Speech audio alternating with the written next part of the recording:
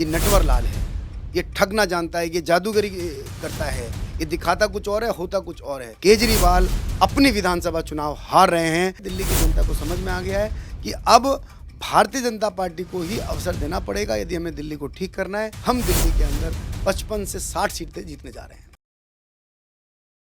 दिल्ली में चुनावों की तारीखों का ऐलान नहीं हुआ है, पर राजनीति अपने अंतिम चरण पर है। इसके साथ ही आज भारतीय जनता पार्टी बीजेपी ने जो दिल्ली की विंग है उसने एक आरोप पत्र केजरीवाल के खिलाफ जारी भी किया है। ऐसे में हमारे साथ बात करने के लिए मोहनलाल साहब खेरा साहब हैं। साहब स्वागत है आपका। आज आपने आरोप पत्र जारी किया है केजरीवाल के खिलाफ, आपको क्या लगता है दिल्ली की जनता कितना समझ पाएगी? देखिए बहुत, अब तो दिल्ली की जनता तो पहले समझ चुकी है और पिछले 5 साल में धीरे धीरे 12 साल में धीरे धीरे समझना शुरू किया और इन 5 साल में तो बहुत हालत ख़राब हो गई है और अब लगभग 1 साल हो गया। अब तो तस्वीर साफ है, दिल्ली की जनता ने मन बना लिया है कि ये आम आदमी पार्टी जो 1 नंबर की भ्रष्ट है, 1 नंबर की नाकारा पार्टी है, अपने काम की जिम्मेदारी दूसरों पे उंडेलने का काम करती है। ऐसी पार्टी को दिल्ली से उखाड़ फेंकना है, दिल्ली से साफ कर देना है। तो दिल्ली की जनता ने तो मन बना लिया है। दिल्ली की जनता को समझ में आ गया है कि अब भारतीय जनता पार्टी को ही अवसर देना पड़ेगा यदि हमें दिल्ली को ठीक करना है, दिल्ली को वापस दिल्ली जैसा बनाना है। दिल्ली, वो दिल्ली जिसकी चर्चा पूरे देश में, पूरी दुनिया में होती है, उसको वास्तव में दिल्ली जैसा बनाना है तो भारतीय जनता पार्टी को सेवा का मौका देना पड़ेगा और इसके लिए जनता मन बना चुकी है। एक लंबे समय से दिल्ली से बीजेपी वनवास पर है, कई दशकों का समय हो गया। इस बार बीजेपी कितनी तैयारी है और क्या कुछ हमें दिखेगा?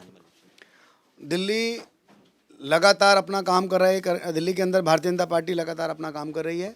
दिल्ली के कार्यकर्ता चाहे आज झुग्गी में जाके झुग्गी वालों के साथ बैठना हो, झुग्गी वालों के साथ रात्रि प्रवास करना हो, वो कर रही है।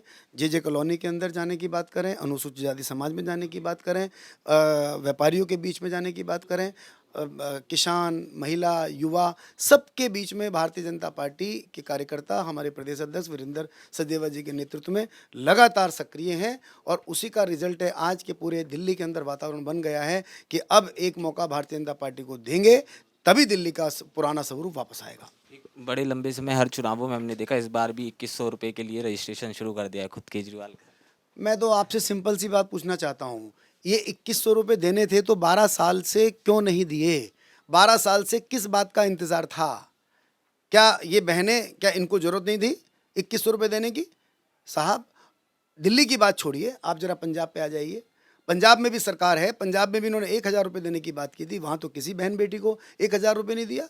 ये नटवर लाल है, ये ठगना जानता है, ये जादूगरी करता है, ये दिखाता कुछ और है, होता कुछ और है। कुछ नहीं होगा, इसने 1 पैसा नहीं देना। हाँ, अब ये डर गया है, इसको भय लग गया है कि मैं यहाँ से जाने वाला हूँ तो अपने सारे षड्यंत्र ये करेगा। 2100 रुपये भारतीय जनता पार्टी की बेसिकली स्कीम है, लाडली योजना, जो पिछले हम कई सालों से मध्य प्रदेश में दे रहे हैं, राजस्थान में शुरू हो गया है, हम हरियाणा में हमने शुरू कर दिया। तो ये हमारी योजना, ये प्रधानमंत्री जी की योजना है कि लाडली बहन को, बेटी को, उसको 2100 रुपये दें ताकि वो अपना परिवार चला सके। इसने, इसको लगा कि ये, क्योंकि भारतीय जनता पार्टी मुझे लगता है अपने घोषणा पत्र में 1-2 दिन में शायद उसकी चर्चा भी करे, लेकिन इसको लगा कि मैं कहीं बचते बचते, कहते हैं डूबते हुआ जहाज पे कोशिश कर रहे हैं कि वो किसी तरह बच जाए। अब ये जहाज पर लेकिन बचने वाला नहीं है, ये जहाज डूब चुका है, औपचारिकता बाकी रह गई है। 1-2 दिन में हमारा घोषणा पत्र जारी होगा, आप देखिएगा मामला साफ। एक अंतिम सवाल, का आप नेतृत्व करते हैं उन्हें केजरीवाल अपना कोर वोट बैंक बताते हैं, और आप जब हम बात भी कर रहे हैं, क्योंकि मैं खुद बस्तियों में रिएक्शन ले रहा हूं, तो बीजेपी के लिए काफ़ी पॉजिटिव चीज़ें दिख रही हैं। तो आपको लगता है वो सारी चीज़ें जो माइक पे लोग बोल रहे हैं इस बार वोट में कन्वर्ट?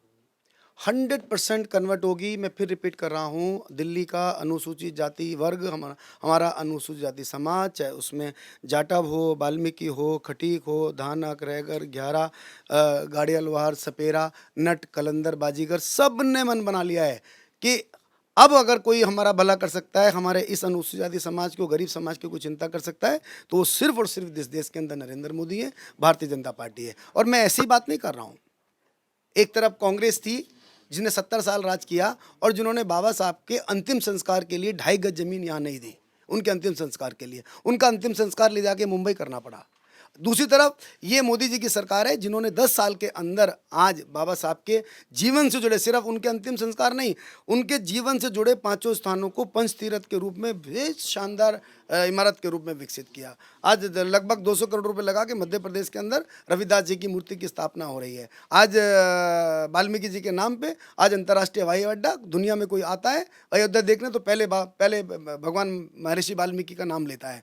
पूरे आज देश में नहीं, पूरी दुनिया के अंदर महर्षि वाल्मीकि अंतर्राष्ट्रीय हवाई अड्डा के नाम से हमारे भगवान को माना जाता है। तो ये सब मोदी सरकार ने किया है साहब। इसीलिए समाज मन बना चुका है कि जो व्यक्ति हमारे लिए खड़ा है, हमारे समाज के लिए खड़ा है, अब हम पूरी ताकत के साथ उसके साथ खड़े होंगे। हम किसी ये षड्यंत्र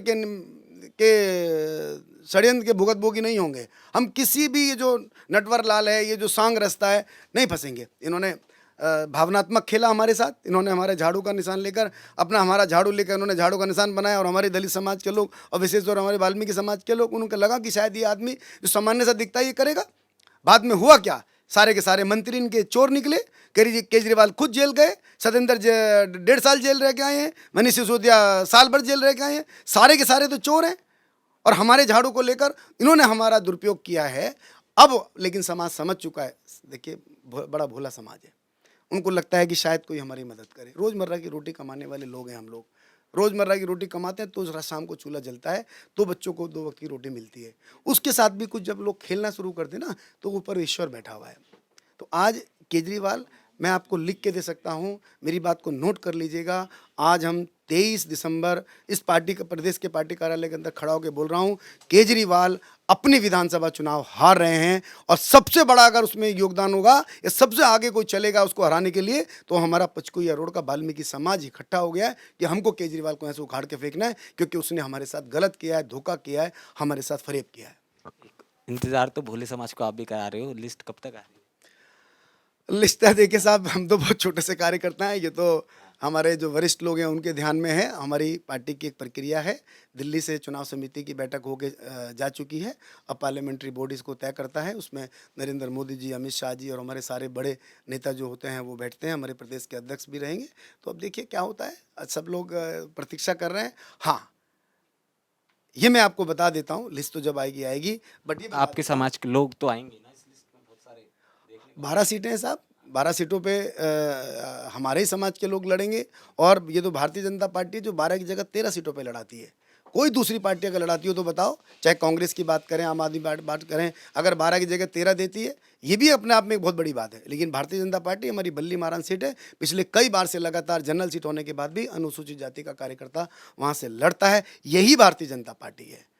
तो लिस्ट तो आएगी, नाम भी तय होंगे, बट एक बात आपको पहले से बता देता हूँ, हम दिल्ली के अंदर 55 से 60 सीटें जीतने जा रहे हैं। अनंत शुभकामनाएं आपको भविष्य के लिए। तो जिस तरह से आपने देखा, दिल्ली में चुनावों की तारीखों का तो ऐलान नहीं हुआ है, पर जिस तरह से मोहनलाल घेरा साहब ने कहा है कि आने वाले समय में दिल्ली में बहुत ज़बरदस्त तरह से दिल्ली की सरकार जो भारतीय जनता पार्टी की होगी वो देखने को मिलेगी। कैमरामैन गोविंद के साथ केशव पांचाल, दिल्ली।